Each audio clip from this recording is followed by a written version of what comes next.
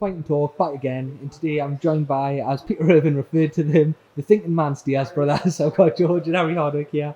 Lads, you've both got fights coming up. George, you're on Cage Warriors, Harry on Bellator. George, if we start with you, you're going up against another undefeated opponent. What do you make of the lad that you're fighting? I think his game's, it's not complete, but it's dangerous. So it's like there's blank patches in some of his scrambles and his stand-up, but he makes up for it by having a few dangerous moves in his grappling and his striking. So it's just more looking out for those more than having to fight a complete game. You're coming in again off that absolute war against Robin Roos. What did you sort of take away from that result? Because it was, one fight of the night, if I remember right. Well, what I take away from that is I didn't have a long amateur career. You see loads of people having 20, 30 fights, amateur careers, going off and doing the IMAFs. I had 6 fights. He was an IMAF silver medalist of the world. And he's had Muay Thai fights, loads of fights. And even with my less experience overall, less amateur, I was still the more composed going into the second, third. I was the one implementing a game plan over these second and third rounds. So I know even with the lack of experience in that front, I can make up for it by training properly, which is what I've been doing. The gentleman you're fighting as well, he's a couple of fights more in pro level as you. Where do you see him taking the fight? Have you seen much of him, and what do you expect from him? He looks awkward. He looks hurt jerky. I never want to predict where someone's going to take the fight. I don't try and watch film all day. I let Harry, I let Peter Irvin watch it. I let Abdul watch it. And then I go in and I try and be a bit more free. I don't want to have a set path where I think this fight's going to happen like this. I try and be a bit more free. I don't want to, I've had fight days before where I've not watched that much footage, where I'm trying to piece together who I'm fighting. I've walked past him and I've got no idea who I'm fighting. And Harry, for you as well, we're on Bellator London, arguably one of their biggest cards again this year on this European circuit, taking on Nathan Rose. Nathan's now coming into his third Bellator fight. He's 1-1 so far. He won at Newcastle, then fought, of course, Luke Ord down in London.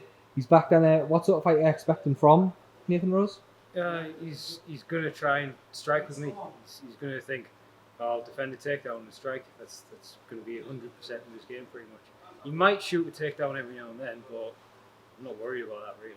What do you think the Bellator Europe's seen so far? Of course, we're about 6 European shows this year. Dave Green said he's looking to do 8 to 10 next year. Do you think it's an important part in bridging that gap between the European and the US market? Yeah, it's hugely important.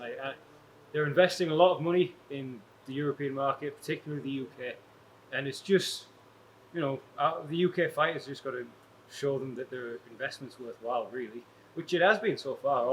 All the Bellator Europe cards, recently, have been fantastic. The last one in Ireland was great. So just as long as we keep putting on good fights, they've got no reason to stop putting on shows here. You're expecting, of course, a sort of stand and bang fight it's for Nathan to try and bring that to you. Of course, your last time out, Cameron Hardy, you took that made for the cage belt. Cameron, a similar sort of fight to Nathan? Yeah, Cameron's a bit lighter, probably a bit faster. Scramble's a hell of a lot better. Cameron's a very good scrambler, whereas Nathan Rose, Luke Ord blew his knee out badly, pulled half guard and swept him, and he just sort of laid there fed up. He's mentally not ready for a tough fight. He's had a very padded record, very padded. He's fought George when he was 16 did a better job of dispatching John Spencer than he did. And he's seen when the fight's not going his way, he just sort of sulks. You mentioned, of course, Luke Ord as well. You did lose that very, very close. 10 shows next year, or 8 shows European Bellator next year. If there's a chance he's coming back to Newcastle, would that be a rematch you'd be looking at? Yeah, I mean, his knee's still knackered, isn't he? I just want to, if he's healthy, but I don't want to fight a one-legged person. But he's both as well in terms of North East MMA. Obviously, UK MMA is sort of really banging at the minute, but in particular the North East. Just how good's the talent up and around here at the minute? It's the best in the country. And it had years of starting off very small. Abdul starting the gym.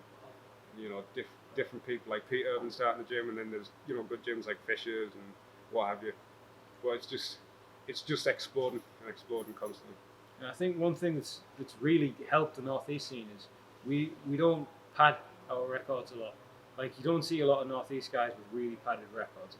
It does happen, but for the most part, I'm not going to not say goodbye.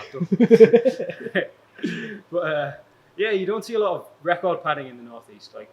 A lot of North East guys tend to have tough fights, or they're not afraid to go and be the away fighter, or bring tough fights in to test them, which is just a good thing.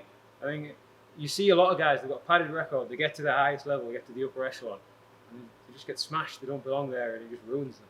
Whereas if you've had a tough path to the top level, you're not going to be surprised when you get there.